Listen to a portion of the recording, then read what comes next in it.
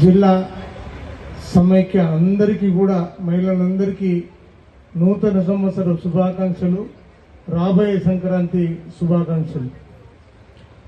ఈ కార్యక్రమానికి ముఖ్య అతిథిగా రాష్ట్ర మంత్రివర్యులు ఆరోగ్య శాఖ మంత్రి దామోదరన్న గారికి, మీడియా మిత్రులకి కూడా నమస్కారాలు. మహిళా సమైక్య వాళ్ళ కళ సాకారమైన రోజు. గత సంవత్సరం కూడా 75 లక్షల రూపాయలు మరి మంత్రి గారు అప్పుడున్న ప్రభుత్వంలో మంత్రి గారు హరీష్ రావు గారు మీ కోరిక మీద వారు ఇవ్వటం జరిగింది.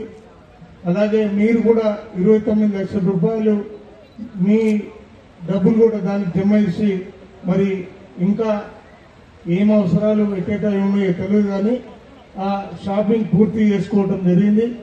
అదే కాకుండా రాష్ట్రంలో ఈరోజు మొదటి పెట్రోల్ పంపు కూడా మహిళలకి ఈరోజు సమైక్యకి ఇవ్వటం మరి సంతోషం. మరి ఇక్కడ పాల్గొన్న మహిళలందరికీ కూడా హృదయపూర్వకంగా మరోసారి శుభాకాంక్షలు తెలియజేస్తూ సెలవు.